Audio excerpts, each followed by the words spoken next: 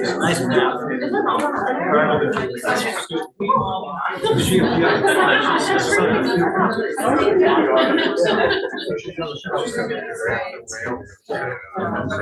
can say that. No, I thought you. Oh, I can't believe that.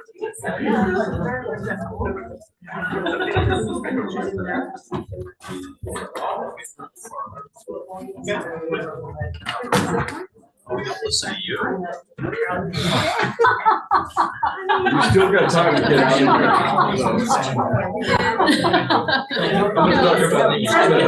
here. Well, let's talk about beans. I just had a black bean soup. Oh, so good. I was actually gonna sit more in the back, so other people can sit. Oh, okay. I'm gonna Can move over here. I'm still gonna be there. If someone did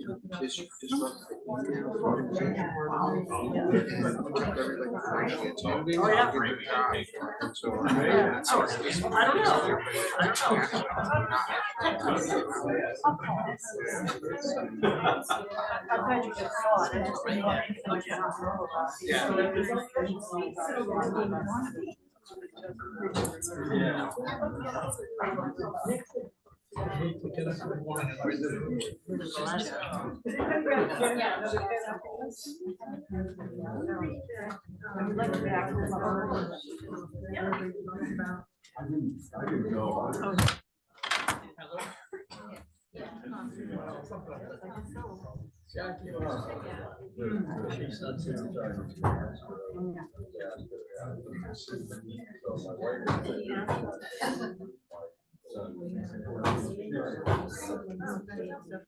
No, you're not on.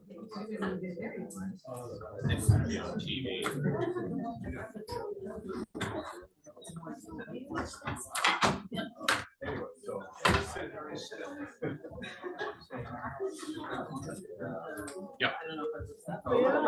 Is that you? Yes, it is. Oh, well, no, it's good to see you. How are things up in,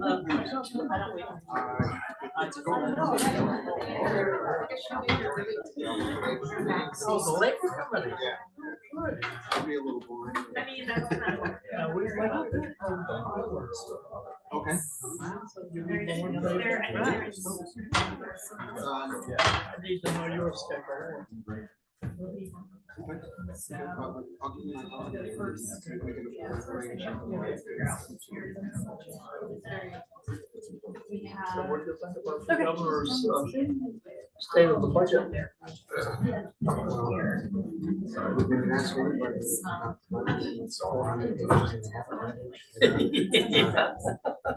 So, but there are articles that are sections.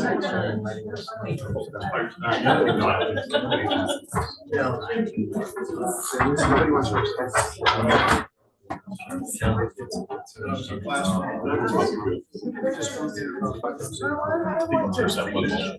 You were there. Yeah. I didn't see you. I was before you were like.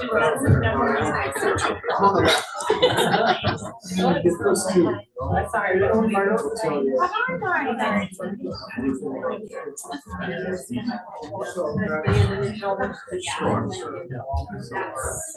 No, I like your speech.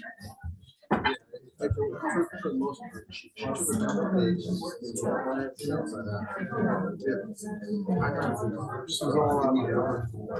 Start a little bit more.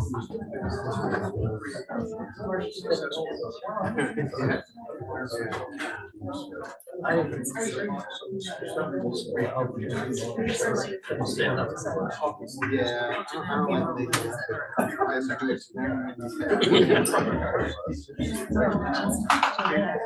like making Let's get a wrap of this.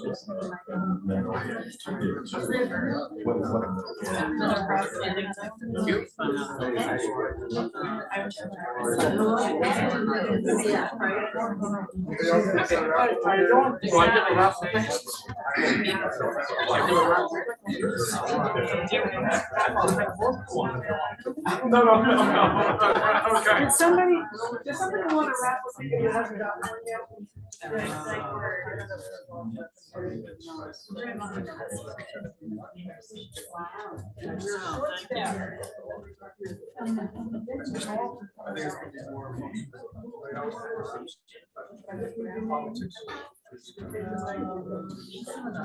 Okay, no, you have photos. I do do about half. A friend of mine said they do it.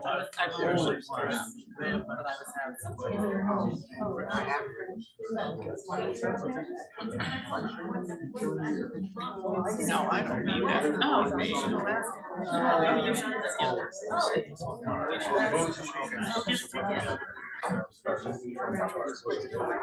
No, they're free, go get it, go get it. Well, Somebody's still coming in, they're not stopped. Yeah, it's 1:50. I know, I don't know why the camera's looking right at me. Are there drop downs to those items? Or is that it? That's it, because it's planned, so then implementation is sort of where we actually have to do stuff. Right, yeah, right, so those are the main items, and then there'll be drop downs from that, or action items. Well, we have to build, we have to build a case around it. That's just kind of the nature of it comes to like doing energy audit or building or something like that. Okay, how to do that.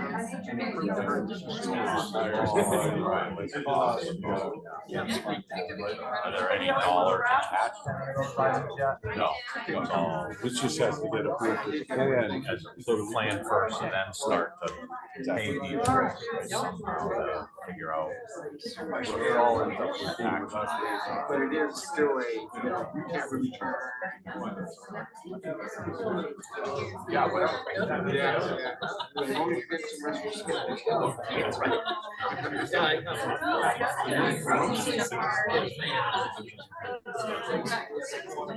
I also. Okay, so it measures, so if you're not. well, it's terrible. Okay, I guess, is Zoom on? Zoom is on. Okay. How do I get it? I don't have a link. So you must go. Oh, yeah.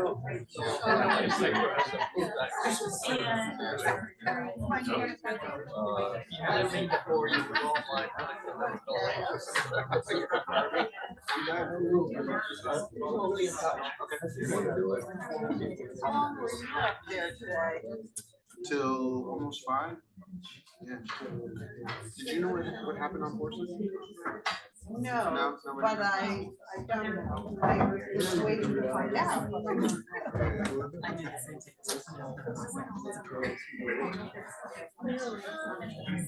Thinking that one of his neighbors good to know.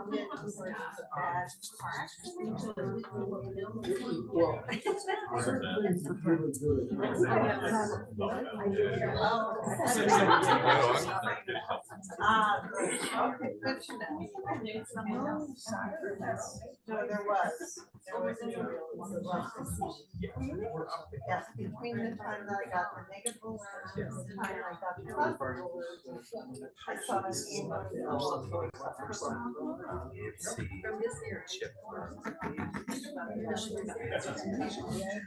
Cold still. So, I share? Yeah.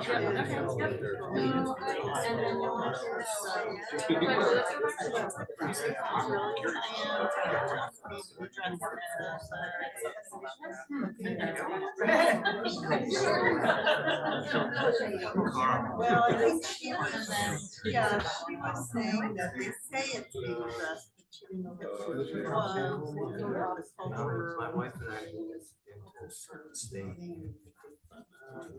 Okay, now what do I do? It's really small.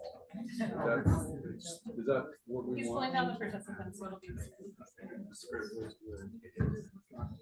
Oh, there we go. Let's go, Nick. Denise. What happened? It's not on slideshow. It used to be on slideshow.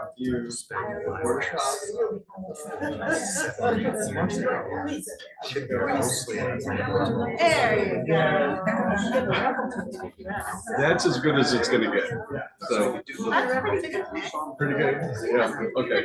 Well, as long as we're the most pretty good presenter, that's great. That's you. And this is working, I guess? Yes. Okay. Well, anyway, I'd like to welcome you to our, I gotta turn this off. It's echoing. This guy, Turn the volume off on your. I know, I'm trying to find it. No, he's actually. I've turned the mic off too. No, he's muted. Or his mic is, both his mic and his volume. Oh, my. No, he's muted. So his Oh, speaker. yeah, there you go. That was the volume that I was looking at. Good call. Thanks, Mark. Okay, now you're gonna go back into slideshow. Boy. We're gonna get to, we're gonna get to the, Yes. good, okay. All Don't right. touch it. Well, anyway, once again, I'd like to welcome you. I'm Nick Watley. I'm the co-chair of the Energy Committee. So this is the last public meeting that we're having on this for now. So just want to update you. We have not, we don't have a final draft to show. That'll be available on February the 10th. So we've got over here, we've got this list of, it's a matrix of different climate actions that we're proposing in this plan. And I'm just going to give like a brief overview of the plan and what is a plan. So anyway, so I just also wanted to welcome Mark Waltz. He's our town manager. Scott Salati, who is our town planner. Hey Denise. Hey, Nick. I haven't met you yet, but this is our representative from Topsham, Rafael Macias. Macias, okay. I won't make that one again. Meg Rasmussen, who works for Maine Council of Governments, and she spent a lot of writing on the plan.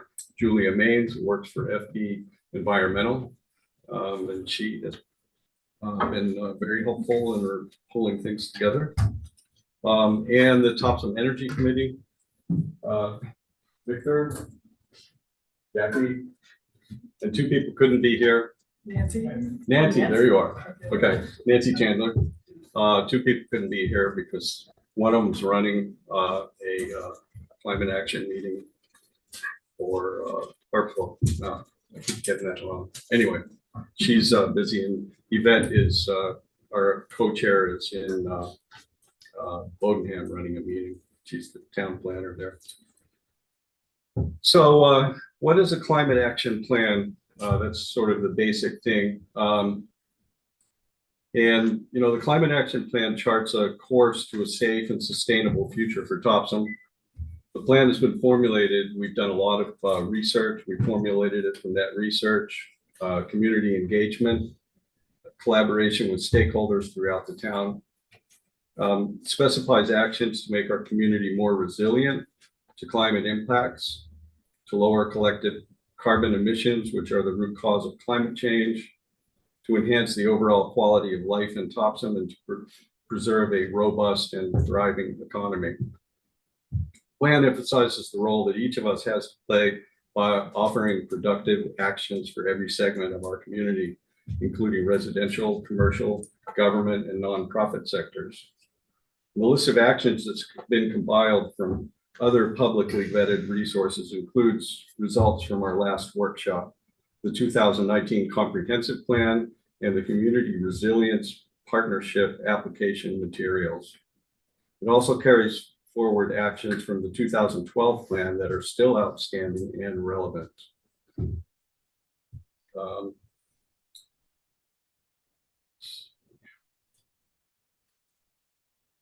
Okay, there we go.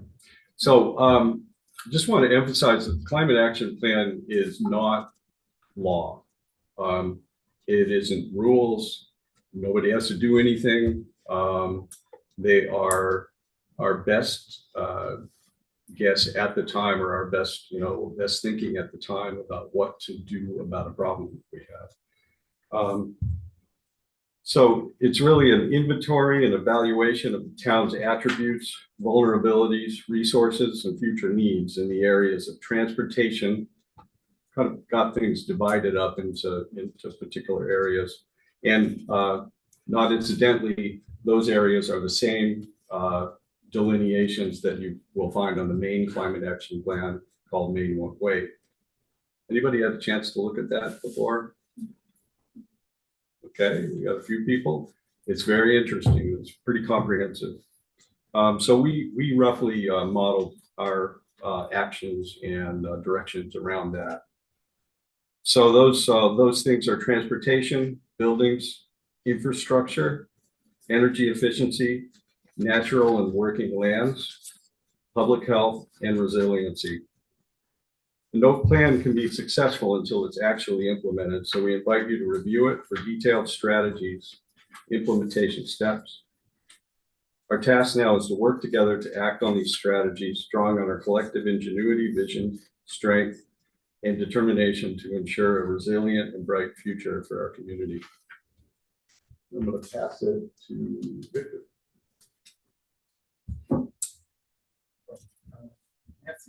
Oh, Nancy, sorry. Nancy's next. We're going to pass it around a little bit. So, there you go.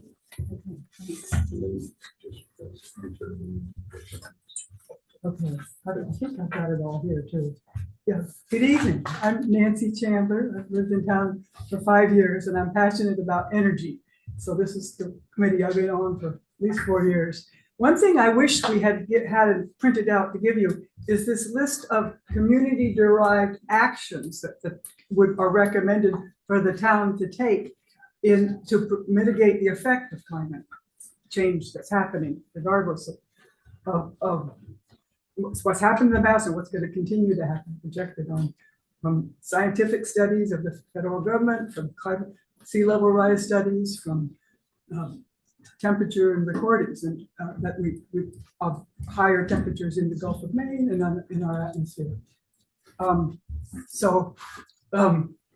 Please take a look at this. Who does not have access to a computer at home of this group here? Do you all have computers? Because on the 10th of this month, this list will be on topsommaine.org and go to planning department and then look for climate action plan. .com. Sorry, I said it wrong. Okay. Topsommaine.com, planning, and then look for climate action plan. You'll see this is distilled down from a long list that we've looked at, and what we had 2 prior meetings for the public where people prioritize what they wanted to do. Quite a lot of you were there at the last one. So this is the list that most people thought most important to have it be most effective. Where are we in the process of implementing that $50,000 grant we got from the state Office of Planning and the Future to prepare better, our town better? We have had a solicitation. What's coming next? We have been working for a year with our environmental consultants to come to this stage, and our plan is almost complete and will be online for you to read soon. For the next week, from the February 10th till the 17th, we're asking you for more public comment. We've had a lot of public input today, and you can do that online. You can do it by bringing paper into the town office, to the planning department, or you could email ssalati@topsommaine.com. Sky Salati, our chief planner here. Okay. They're usually up here at the front. Right here. There you are. Sorry, Okay. Okay, S Salati at topsofmaine.com. On the 20th is our next Energy Committee meeting. And then we're going to present the final plan to the select board on March 6th. And if they approve of these recommendations and this study that we've done, it's not a requirement, it's a study of highly recommended ideas of how to protect our town and how to best use our resources. And then if they approve it, then it will be moved to a public hearing.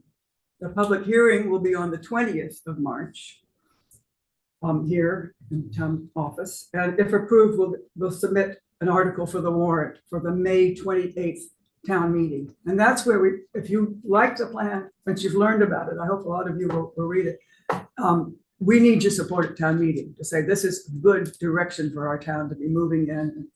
Please adopt this as part of the planning process, combined with the Complete Streets, the Bicycle Committee that's doing similar solutions to this, and the comprehensive plan.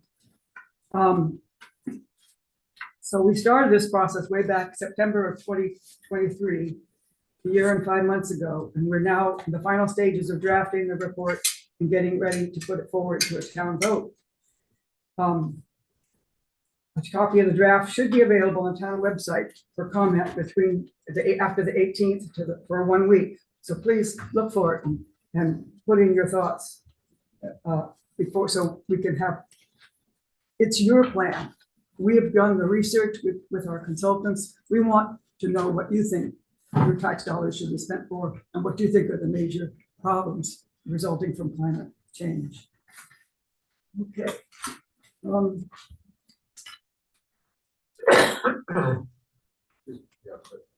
Okay, how is the community involved?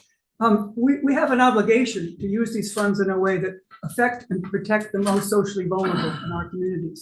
So I spent a lot of time going around to low-income senior housing centers and door to door in trailer parks and places where we knew statistically they're likely to be older, less educated, low-income working people who are more vulnerable to having their roof damaged by extra limbs falling off. They don't have the financial resources to rebuild after flooding or electricity outages or other damage to the house from high winds, fire, all the things that we're going to have slight increased risks from. Flooding in basements, for example, along the Topsham, along the Androscoggin and in the Bay Park neighborhood. These things are already happening along Pine Point. So that was my focus, was going out to get more people involved that would help us see what's happening in their neighborhood and give us help so that this process would benefit those most endangered. The people on the committee are municipal planners. Unfortunately, both two of them are not able to be here because they're at other planning meetings tonight. Local business owners, business advisors, two of us farmers, or retired farmers, and educators. I'm working with the seniors doing energy tours at Mount Ararat High School, which is a very unusual building, all running on geothermal heat, except 5% fossil fuels, and half of the electricity is produced on the roofs. It's a building of the future. So the students don't know or realize how unusual their building is, and your tax dollars are paid for it. So we're training the students to give to older students to give tours for the younger ones. We've had collaboration with the municipal departments as to how could they reduce their climate emissions by considering electric vehicles for both the fire department and the police department, if they met all their other needs. And we've been researching the possibility of electric mower that has a battery that will recharge in 4 hours for the Public Works Department, the grounds folks who spend a good part of the time on it. And it seems like that would be practical. And we might be able to get a grant through the Energy Committee to help pay for that. So far, all of our work has come from grant money that we've written ourselves, not from any town taxes. We did 2 public surveys, both of the residents of town and of the Mount Ararat High School students. But that was revised a bit by the students and had pretty good participation. Then we've had interactive tabling events, mostly at the transfer station. We've had 8 different tabling events. We had a library meeting when they were doing other things as well. A lot of people came out to that, and at town meeting. And this is our 3rd community workshop. The last one was to help whittle down and prioritize the action items, which I hope you'll look at sometime tonight or online. So the Energy Committee members are appointed by the Select Board. We have one opening right now, and I've met someone tonight who's applying, a couple of people interested, which is wonderful. We're a group of residents with a very diverse background, including finance, municipal planning, education, engineering, and local business owners. As part of our work plan, we've developed this plan with the community. Each step of the way, we've sought to involve as many residents as possible in its drafting. Opportunities to engage with the process included 16 public committee meetings where you're always welcome to come and listen and make comments. 8 tabling events, the 3 community workshops, the 2 public surveys, articles in the Times Record, and Crier, and more over the last year and a half. And we've collaborated with municipal departments and the Maine Mount Ararat High School. So we're excited to have this process coming towards the end, and I appreciate you all being here tonight to listen.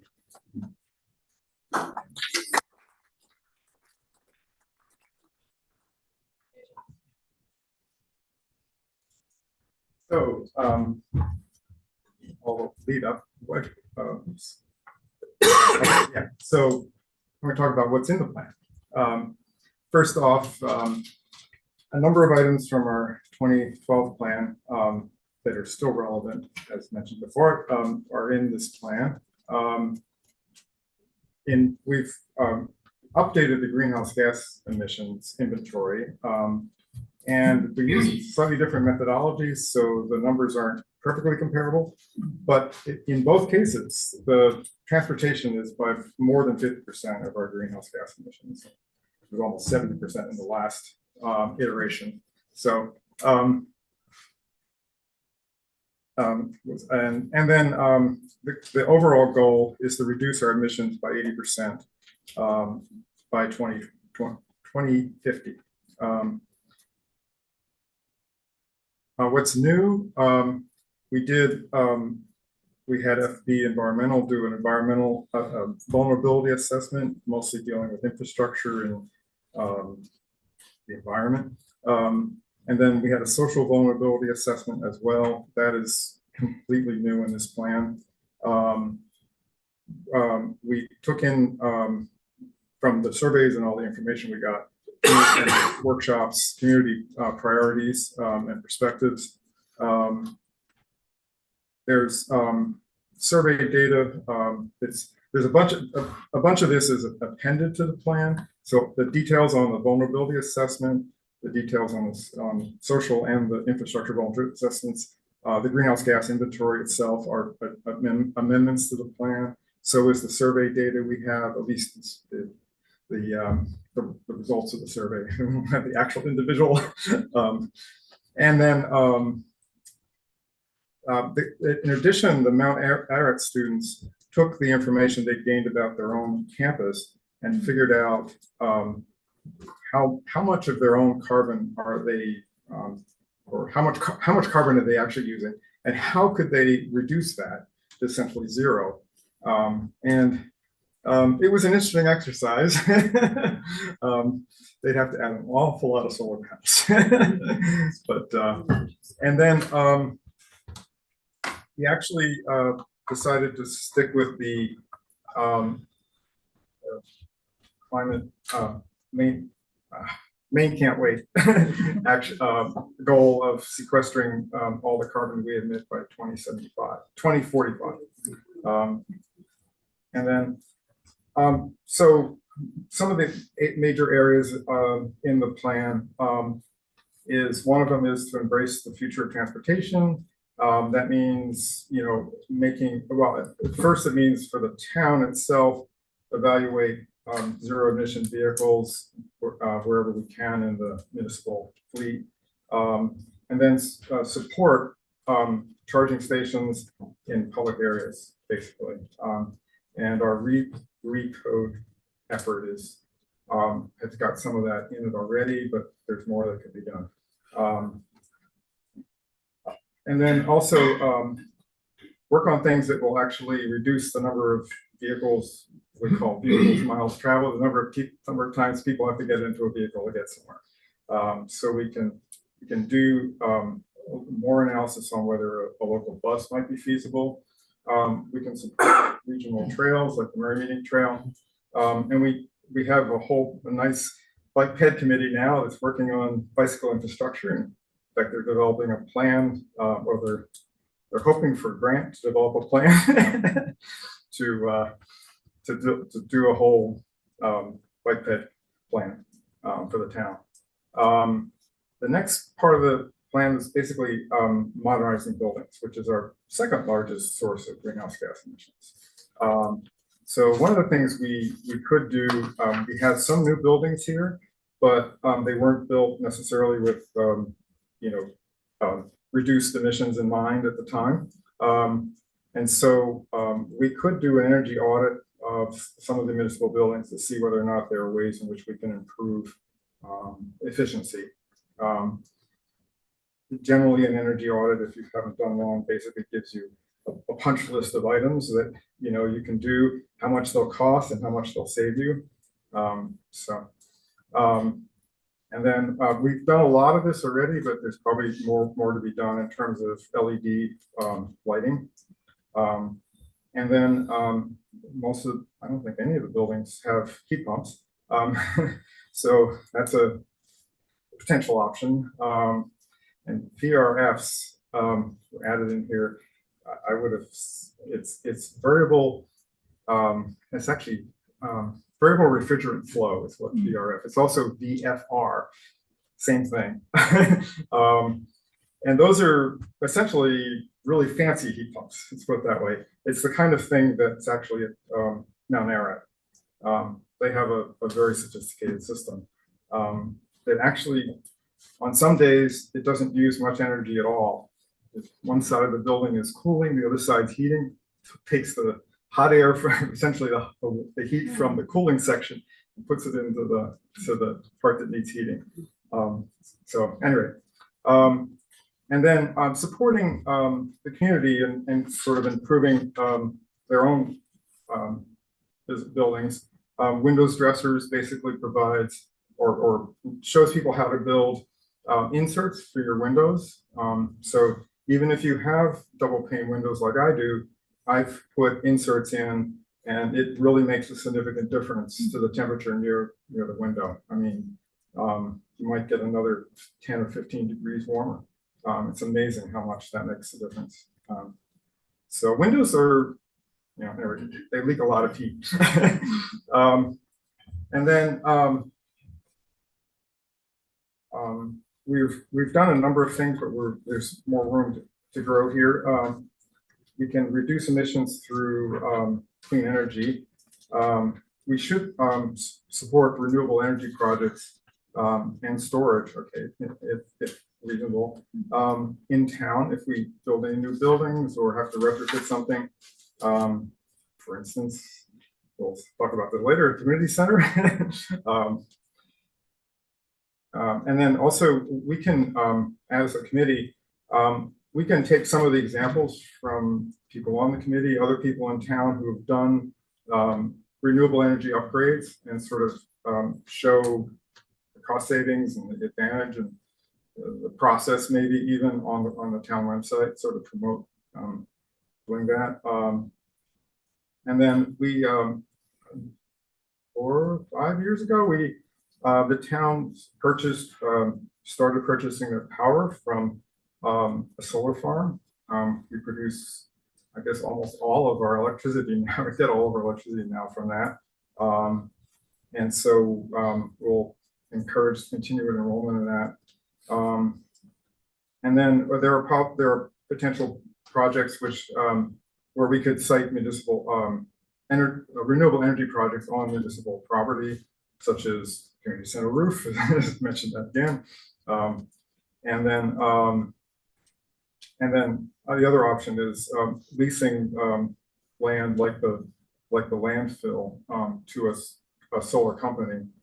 So the town would receive revenue from the lease, which is, you know, otherwise we wouldn't otherwise receive. And then the other part of this is that when you look at the vulnerability information assessment that's been done, there's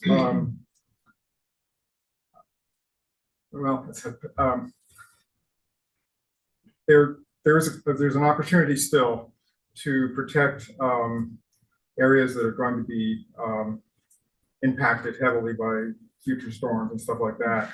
And so we're going to continue to make sure that the natural areas plan, the plan that determines how we conserve land in town, matches up with the goals, the vulnerability assessments that we have. We're not putting housing or development in places that are just going to get flooded or damaged in some other way. So, and then that a lot of that's being done through state and Brunswick Topsham Land Trust. And then we're calling for an update to a watershed plan to identify flooding and water quality issues. About half the town is on wells, and more than half have their own septic systems. And when ground level waters are rising or there's drought, etc., there are issues with both of those. So, and then I created an invasive species management plan. This is to address a couple of issues. One is invasive species crowd out native species, which support a lot of the wildlife. The other thing is that they also harbor pests. So, you know, in both cases, if we want to reduce ticks, you know, getting rid of some invasive species that are good habitat for ticks would be very useful. And then reduce all of our waste and municipal operations whenever we can.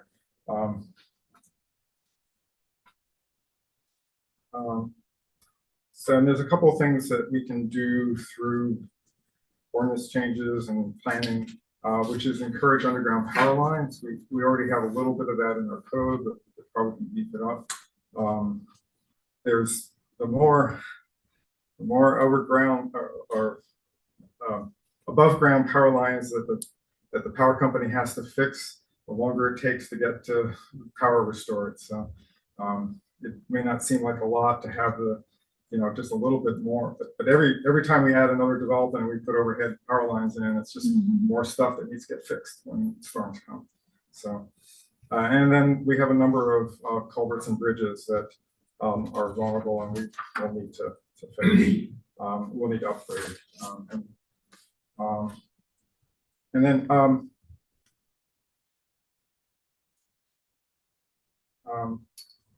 sorry. So also, again, we can, probably the committee will be in charge of this, provide outreach for climate change mitigation and adaptation and energy efficiency programs that are available. And then there isn't an alert system. We probably, for hazards, storms, I just got one this afternoon about the road being closed, Forsyth Road. So you know, I don't know that everybody gets those. Did anybody get any today? Okay, so some people are getting it. That's great.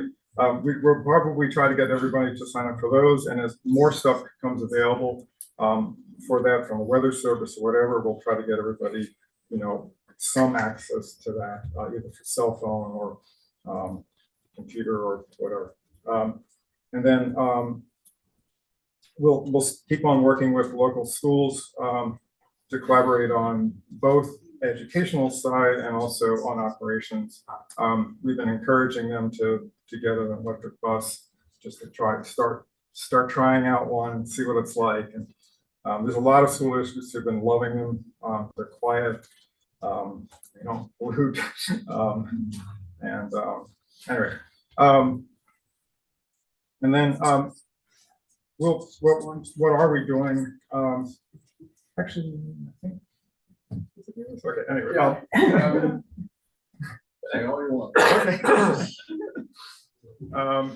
we've hosted webinars on energy efficiency programs available either through Efficiency Maine and also stuff that we've done, on our own. We've worked on a solar zoning ordinance to allow solar farms in town, and we actually have 4 or 5 in the pipeline, but the biggest problem right now is CMP. They want outrageous prices to interconnect. So we're probably not going to get too much more solar development until that changes. And then, but the community or the town received a Soul Smart recognition for our leadership in providing, solar energy. And then we've a lot of this money has been funded through the community, the state's community resiliency partnership program. And so we enrolled in that, and we've re-enrolled just recently, and they're actually going to help us build a bike pit plan. So we hope. And then we've actually gotten some help in replacing culverts, and there are more to be done.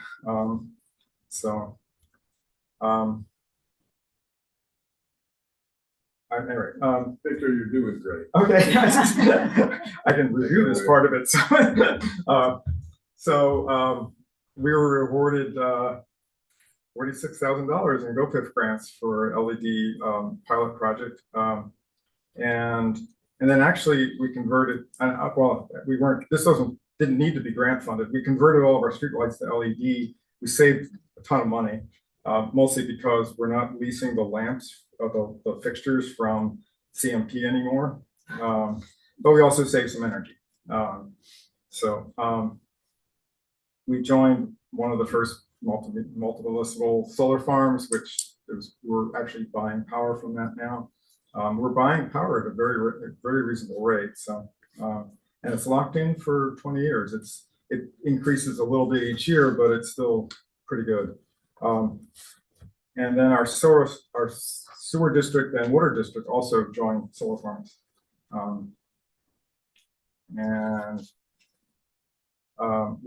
There's a dual port electric vehicle station at the Topsham Library from an Efficiency Maine grant. And then actually, we've updated most of the emergency response tools to electric. They love them too. They're lighter weight. They're no problem getting them started, etc. So, and then we've built this new high school, and it actually, I don't know if Nancy's probably more aware of this, but I hope they do more outreach, because I took a tour of it this year. And I was amazed at how the stuff that's in there. It's just incredible. So anyway, it's an amazing building. And the thing about it is when you're in there, you don't even realize it. It just feels like a regular building. And there's nothing special about it, except that it's comfortable. And then we were awarded this climate action plan came through a $50,000 grant from Community Resiliency Partnership. Next steps. We have to sort of finish the wording of the plan a little bit, and then we'll get that out on 10th, and it'll be on the town website. And in a second, I'll switch over to, actually, if you Google Climate Action Plan Topsham, you'll find the page which has all of the information about this plan and what we've done, and then a link to the actual draft plan, final draft plan. And as Nancy already went through this, but we'll present it to the select board. There'll be a public hearing, and then if it gets on the town warrant, there'll be a vote at the town meeting. I think that's it. And we'll open to questions, discussion. Yes. I was interested to see that you still have the energy audit and consideration of changing to LED lighting in municipal buildings. And the reason that it caught my ear was that in about 2012, as part of a completely different community in a different state, we did exactly that. And we found that changing our lighting in our buildings would not only pay for the upgrade, it would save money in the same year that we just paid for all the upgrade. I mean, it was incredibly, it was like the first thing to do. So if that still needs to be done, I would just urge perhaps going ahead and doing it, you know. Yeah, I think we've done a fair amount of that. The town manager can probably tell us what's left, but I think we've gotten most of that done. Sure. Mark Wells, town manager. Mike Labby and a couple other employees over the years have gone through and switched out most of the fixtures, so most of them are LED already. The good thing about the solar farm that we subscribe to is that right now it's helped a lot with the money, what we put in the electric, the lights, the street lights and things. The bad thing is we actually now purchase more power than we can use. So if we switched out any fixtures and save more money, we actually wouldn't save it because we have to buy the same amount. So some of our credits are lapsing because we can't find enough use for all the I have an extension cord in my house. Yeah. Or put a free electric charger out in the parking lot here. If we're already getting the power, The why Public can't we? Works building, and all the buildings. We have are about getting- 20 electric accounts, and then our finance director works hard to try to split the credits up between each account so we can get the most possible. But truly, I mean, if you've got extra power and your contract says you have, why don't we have a free electric charger out in the parking lot? Yeah. This would be, every time I drive into this parking lot, gee, I really could use a charger here. It would be free because it's already been paid for. Yeah, it depends how My much you tax get used, I money. guess. What's that? I said it would depend how much you get used, whether. Well, you'd have to be a little judicious. I mean, We need a few town electric buildings. well, I mean, over at Bowling, they have 2 free hours and then you have to pay after that kind of thing. So maybe something could be done like that. Yeah, that's one way in which we could encourage, people at town employees to, all buy an electric car, because Yeah. if they can charge at work while they're sitting here, that's an advantage. So, anyway, any other questions? When's the next tour for the high school? I don't know. We had it 2 days ago. We had public tours for the STEM night at the high school on Thursday. Last Thursday. When's the They next just one? had a bigger day. We're gonna be training the advanced biology, Sort of like there are 2 different. biology or not, no. One of the top student classes in biology, the teacher is interested in having those students become energy tour leaders. So the next step hopefully is that that handful of a dozen or more students, mostly seniors, we want to train the juniors too, so they'll be here next year to carry this on. And the goal would be that all the 9th graders will have an energy tour as they come into the building. So they have a sense of, oh, we've got 3 pane glass windows in that huge, beautiful window in the library facing the north side, so we don't lose energy.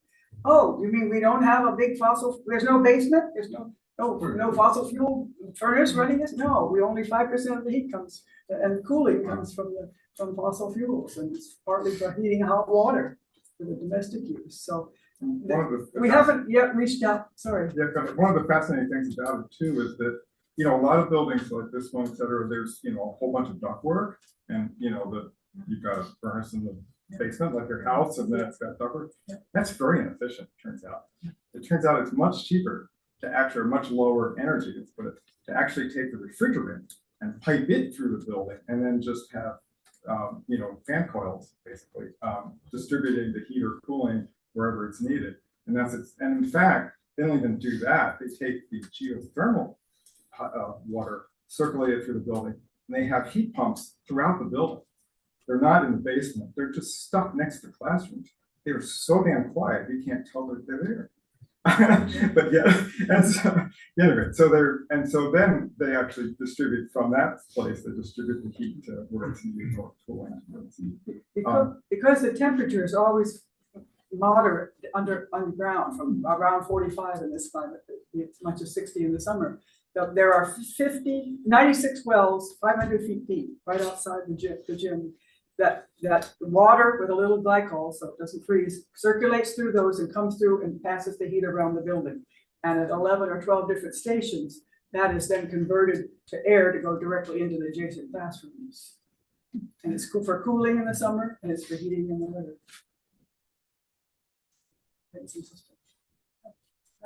Jim Glidden over Prospect Street. I just applaud the committee for its work. Obviously, a lot of energy and efforts going into this. I look forward to reading the plan when you get it up on the website. Actually, this matrix is actually on there now. Okay, Google, great. But that's not the whole plan. That's just the action items. But yes, that's up there already. And I guess the other thing I wanted to say was I appreciate that it's a very comprehensive plan. You know, but you know, the town's ability to have an impact is going to vary in each of those areas. I think it's really important to have that sort of comprehensive view of what's going on. Yeah. So, and I also, the last thing I guess I want to say is, if somebody used to work a lot in the land conservation side of things, looking at what climate change is doing in those topics, every year that I've been watching this stuff happening, the degree, the severity of climate projections has been going up, and it's always lagged behind reality. You know, the storms are getting worse faster than predicted. Yeah. So I think we are by no means ahead of the game here. So we really need to get this plan in place.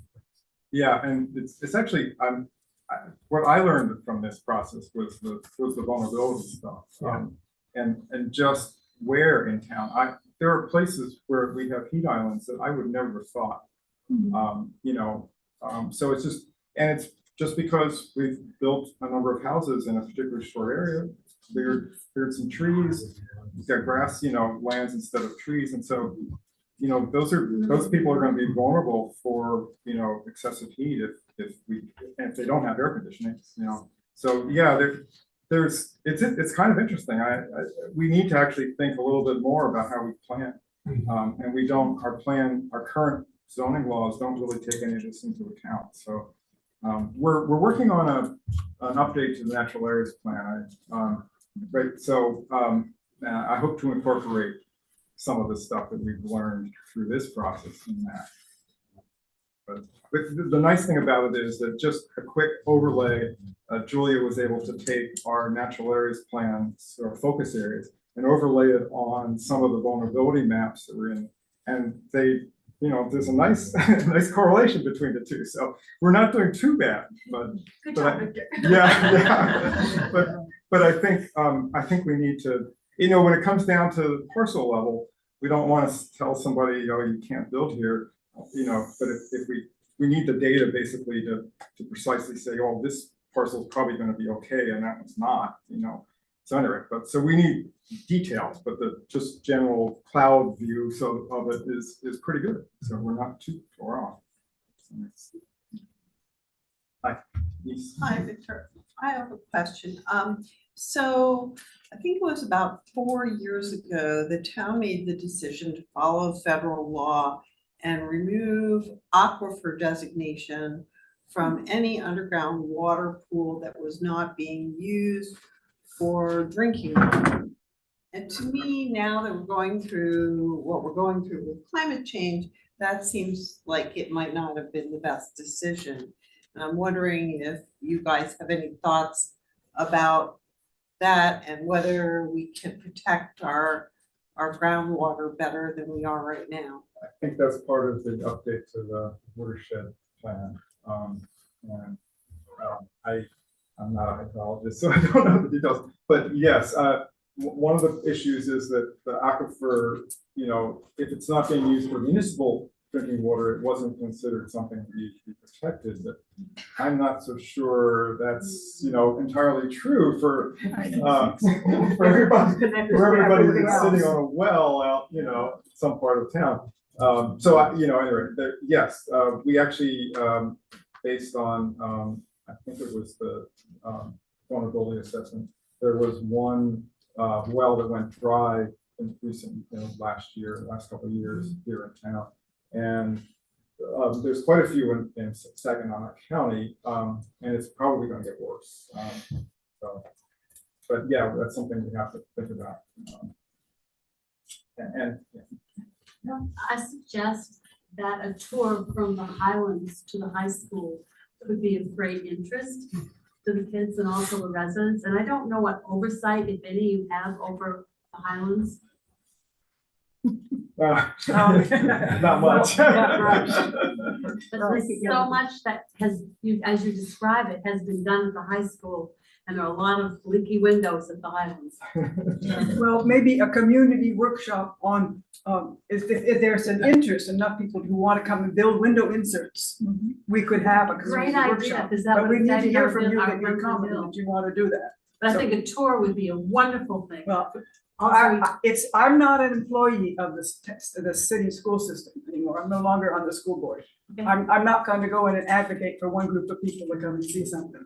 You could call them and ask, but I don't have that power to give you access to the building during the school who is day. in There are a charge group of people. the tours at the high school? It's not the security. You'd have to start with the principal, Chris Okay. Hoffman. Good. Let's see, I'll take one more from the back here. First of all, I just want to kudos to the energy committee for all the work you've done. Obviously, you put a lot into this, and I hope the town has full support behind what you're doing. My question was whether the town buildings have heat pumps. It seems like this unspent energy using it to heat buildings would be pretty. As far as I know, none of them have heat pumps. And the question there is that, you know, the systems work right now, and so, you know, it's going to cost us money to replace them. But the reason we put in an energy audit here was basically, I want to know what the payback period would be. I mean, if it makes sense, and actually in a system, in a building like this, we have air conditioning, we have gas-fired furnaces. If we kept that in place, we don't keep the air conditioning, but we kept the gas-fired furnaces. And we use them in the coldest days, just like the school does. They add those to the heat pumps. We may do it, may not be 5%, and maybe 20% here, or something like that. But can we save enough money with heat pumps so we're not running those furnaces all the time? But I don't know the answer. I don't, I have to look at all of the building infrastructure and stuff like that. We need somebody who's an expert on that can come in and probably within a day or so give us a pretty good idea of whether we'll save money in 2 years. If we do that, and we want to do that before the boilers fail or the furnaces fail, because then we don't have that backup. So anyway, yes, I agree. I think so. And I think we need the numbers to figure that out, and convince the select board and et cetera, and to get that to happen. But yeah, I think the library has a boiler that was recently replaced a while ago, 5 or 6 years ago or something like that. It wasn't the question of heat pumps.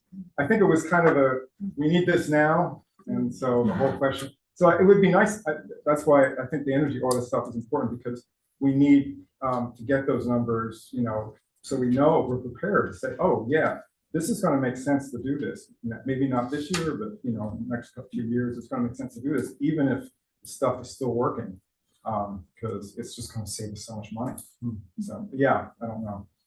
And yes, we're buying the power, so we might as well use it for something.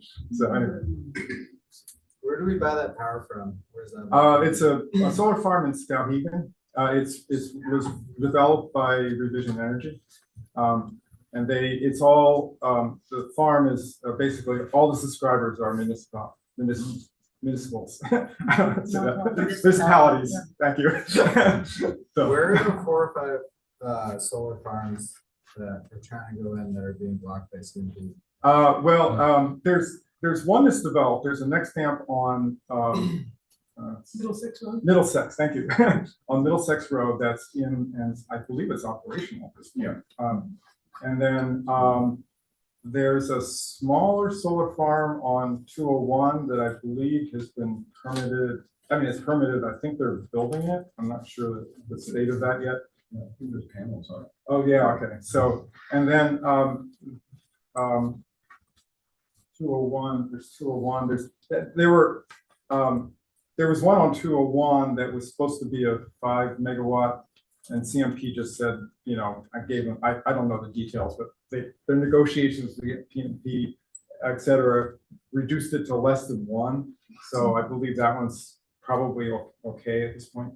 There's a 15 megawatt grid scale one that's going to be off of 190, was proposed to be off of 196, back Old Lewiston Road, back behind Old Lewiston Road. That one is stuck for sure. They want, last I heard, they want $50 million in infrastructure upgrades in order to operate that. And they're actually going, they're building, it's kind of funny, they're putting in the solar farm, they're putting in their own substation. All they're doing is connecting to the existing high power power lines that are going right over the site. But still, they want $50 million for it. I mean, the company's paying for everything except. So anyway, you know, they have this argument about how they have to worry about the fact that in the shoulder seasons, April, you know, whatever, there's lots of sunlight. You get lots of solar power generated. Anybody who has solar panels knows this, you know.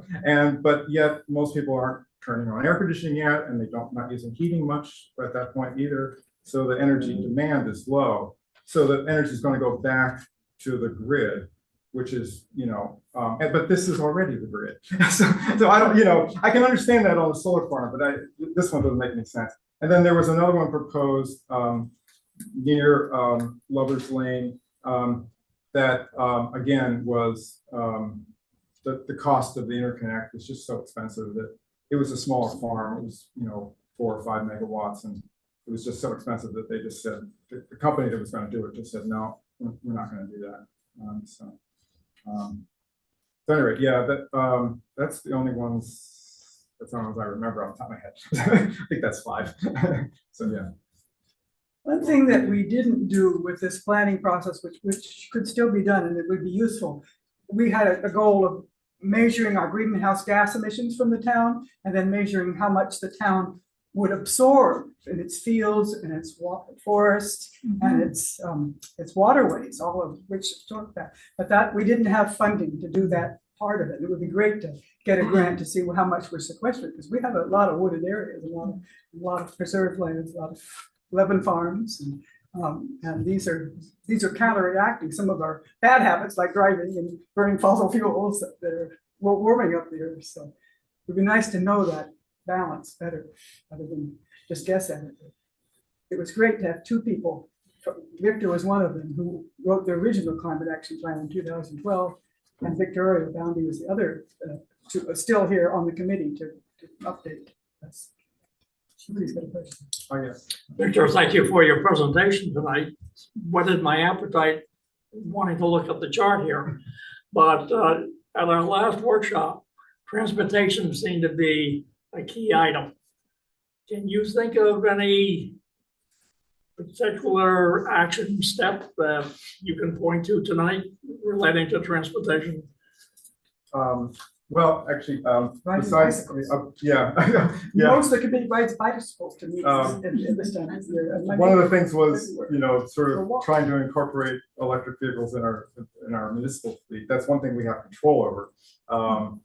Then also the bike ped plan is actually going to be helpful, I believe, because right now there's a lot of people who want to bike, but we have streets without shoulders, and it can be scary. And so anyway, and then I'm going to go look at the chart. There was a huge demand for trails in all surveys. That was one of the biggest requests. And the other big one was do a study of the need for public transportation, buses system. We have Russell 3 buses Trust now. is doing a lot of work on trails here in Topsham. Well, they could be to get you to work as well as being recreational, if Yeah. they're designed well. I'm thinking Yeah, about that. that's the Mermaiding Trail is a potential for that. We have some people here, in fact, there's Yvette on the Energy Committee, works in Bodenham, and she does bike there.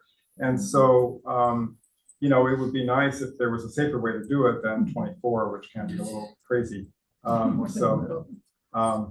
And so anyway, that, by the way, is in front of the legislature this year. There's a LD 29 is a bill to authorize the use of that trail, the use of that rail corridor as a trail. Right. It has to, the first step before we can do anything, the next step before we can do anything else is to actually have the legislature bless that, to say, yes, you can go ahead and use this rail as a trail. And so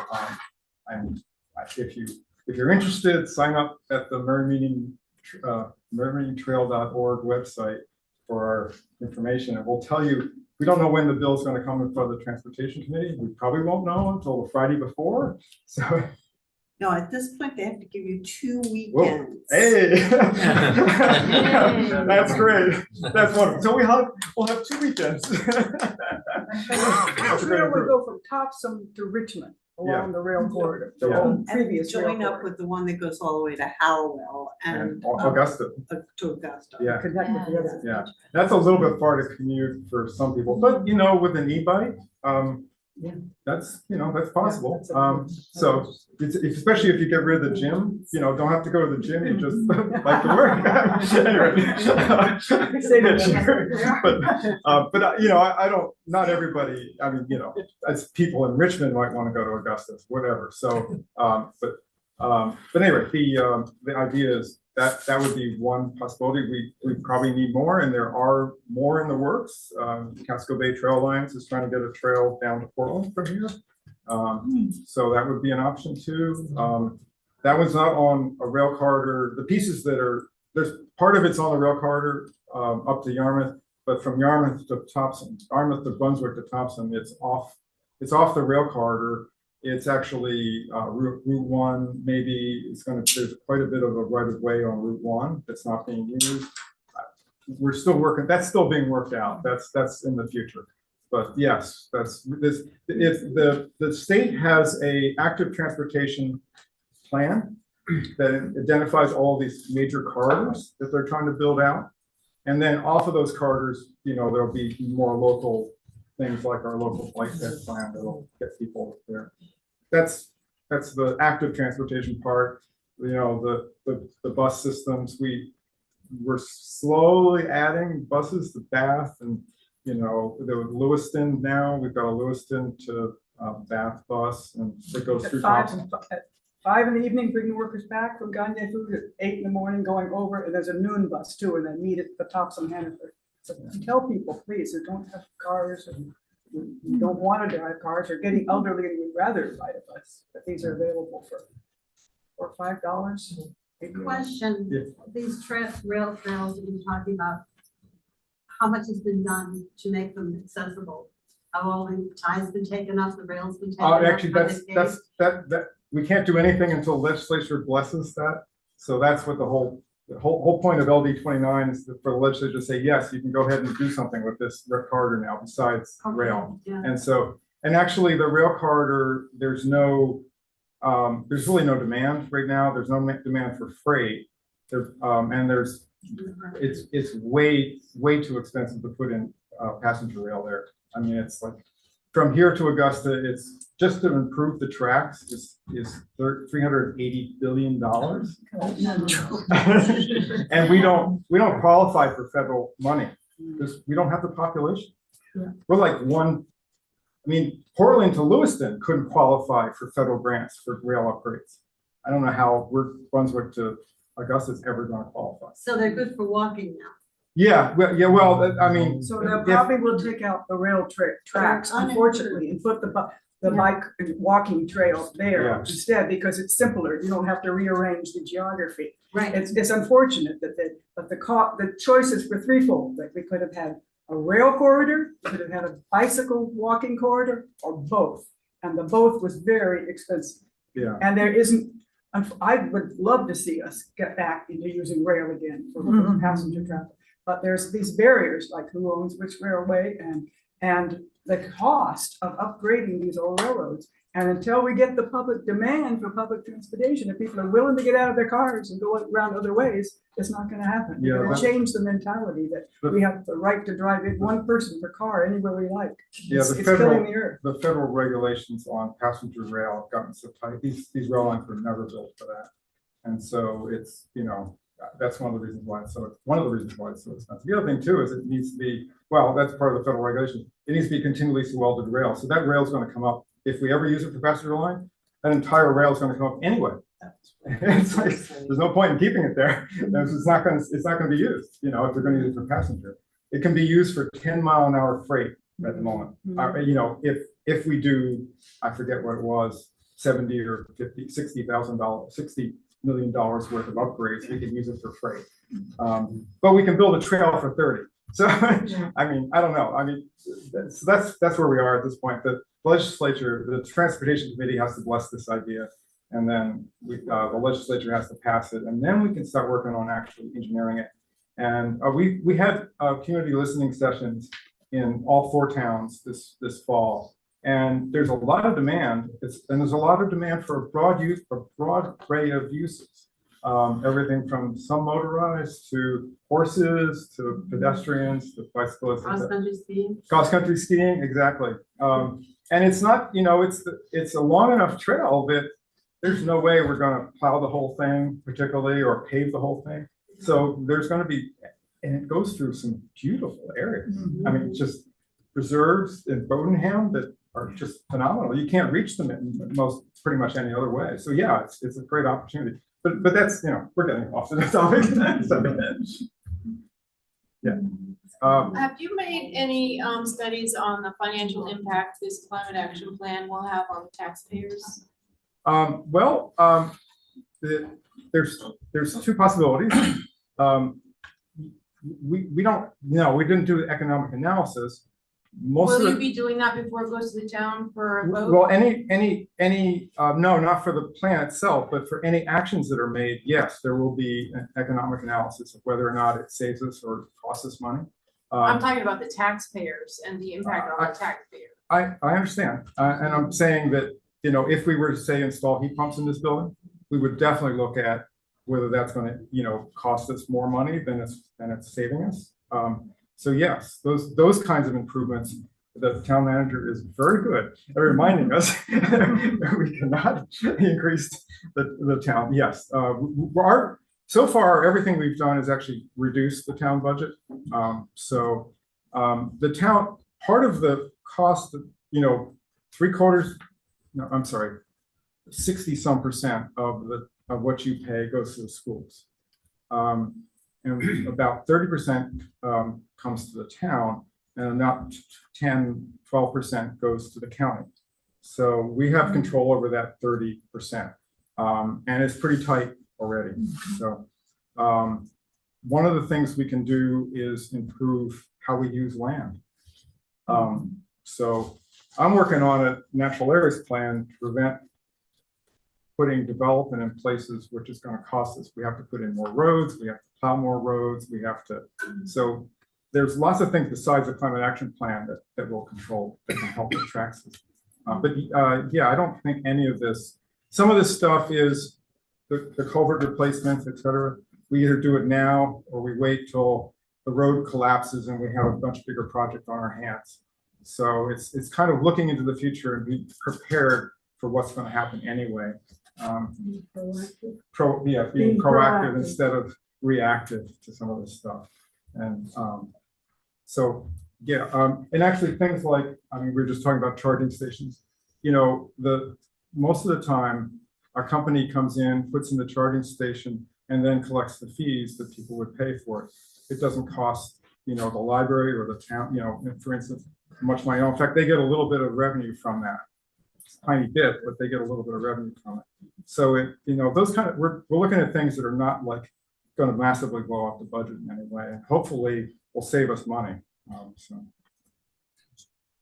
So I just wanted to, since we were talking about transportation, to provide a little bit of clarification and information about what the Bike Ped Committee is doing.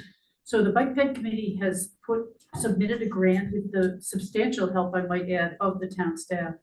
But we've submitted a grant for a complete streets plan, which is kind of it's not the trails, it's not the longer distance trails. It's making the roads and sidewalks and shoulders and connecting pieces of our roads accessible to everybody. Whether you're walking or on a bicycle or in a car, making safer roads that everybody can use. Everybody, every kind of user could use.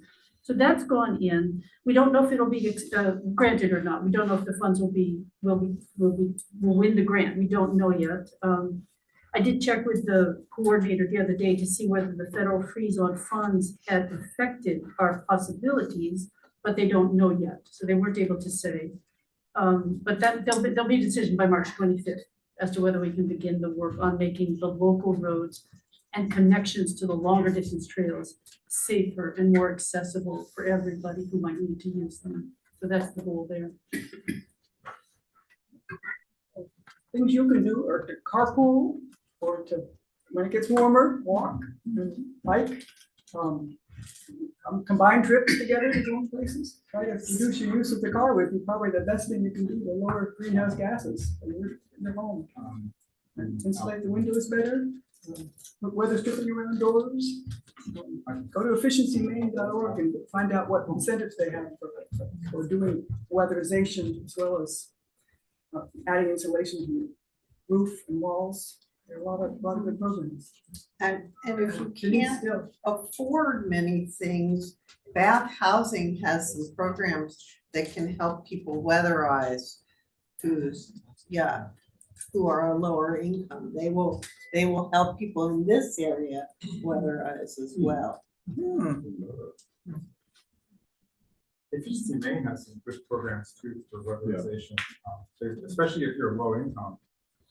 They're like double the incentives that they would give for everyone else. So it's definitely it's worth going to Efficiency Maine's website and if you're thinking about any kind of improvements. And the Bath Housing program is called Comfortably Home. Yeah. But I'd love to know about the invasive program. Yeah. It's on our to-do list at the Conservation Commission, but it's the biggest problem we're having. I've been trying to do this for a few years. The biggest problem is that we can't get a qualified pesticide. I forget the exact term, but we have a few in the area, but they're so busy that they don't have time to actually, give us a quote and work through the grant process. There's a state forestry grant that could pay for a lot of the plan. It's just, we need more people to do this stuff. It's basically it. It could be pretty great to not use pesticides. Oh, no, I agree. But it's and that's not that they have to use pesticides, but they have to go through the certification process. And so there aren't enough of the, licensed foresters and stuff who've done that. And then once they've done that, they can then help us apply for a grant to get the plan funded. Otherwise, we end up paying out of pocket for it all. You can talk with Brunswick Topsham Land Trust. I did 2 training workshops and actual removal of endangered invasive species with them this summer. But they only do it on their property, and some of it would do it on their properties in this town. It is important. I've been an organic farmer for 10 years, and I don't use toxic chemicals. But if you're going to cut barberry, it's going to spread if you don't put pesticide on it. So I'm convinced that you need that serious pesticide. We actually, different the Conservation Commission has been working on pesticide control. I'm not sorry. invasive species control at some of the town properties, particularly ahead of Hyde Park, which we acquired recently. And we do have a lot of barberry there. We cut it extensively with the help of Bowdoin students about 3 years ago. And it's just beginning to come back. And so we're gonna, do it again this spring as much as we can. And I think if we keep on doing that every couple of years, we'll get it taken care of. That sounds way better. What's that? Yeah. Dig it out after you. And get you're not it gonna- away. it's- You're starting out the. It's actually very reserves hard. and the roots. It's really hard to do that. That makes perfect sense. But there's a lot of controversy about whether a drop of glyphosate, Oh, yeah. surge. Look up the class action lawsuit Yeah. against glyphosate. It's Yeah. pretty damning. Yeah. I'm an organic farmer too, so I'm not into it, but Yeah, we don't. it's a big debate. We haven't, the only place we've actually used that at all was at the rec fields. There was at the base of the fields, where you go uphill. The forester had come in and done thinning out the trees there. He pointed out that there was invasive species moving up the hill. And so we wanted to get at it, and we don't, for a number of reasons. It was the easiest thing to do was to cut it and then apply the drop stem, herbicide. And that actually has pretty much dealt with it. There's still some rejuvenation each year, but just the normal mowing that they've been doing has pretty much kept it under control. So yeah, it's not something we tend not to do that. I mean, that's the rule. The rule of thumb is basically just keep on cutting it until it's exhausted. And I've had success with that on my own property. I've gotten rid of knotweed, for instance, but it took 7 years and lots of cutting. It takes a lot of work. So This is a major tangent. What about like planting other stuff in there Yeah. to shade it out? Yeah, Is that that's part of the also town part of it too. Okay. But we did that at the head of Hyde Park as well. Not all the plantings take really well.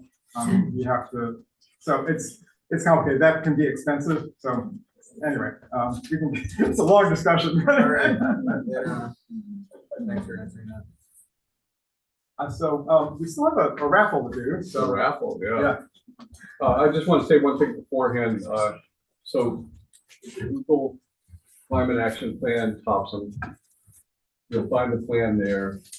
Read through the plan and write down your comments. And if you scroll down to the bottom of the page, you'll see Sky Salati's email address, and she's going to be receiving. So email her your comments, and then she's going to forward those to the Energy Committee. And so we'll be using any comments that you make in our final run through before it goes to the select board. Ready? Yeah. There we go. Okay.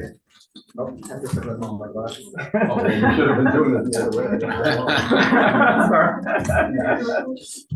Okay, 066 305. Last number. 305.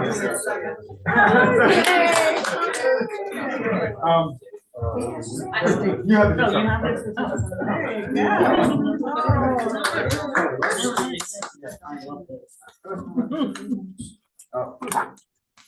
Casey Cody. Cody. Yeah, it's 321. Yeah. Okay. I don't know. What is it?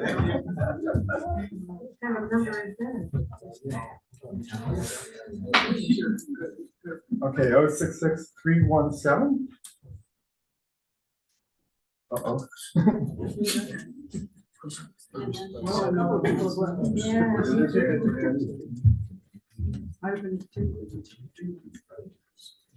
So, don't have a name on this one, so I can't. Oh, no. Yeah, Oh, yeah, dear. that's okay. Oh, well, you have to pick another one. There we go. Yeah, it's been, Unless if the number, unless you called out the number, right? yeah, Nobody responded to it was 317, in case anybody's. Okay, 066312. Oh, my goodness.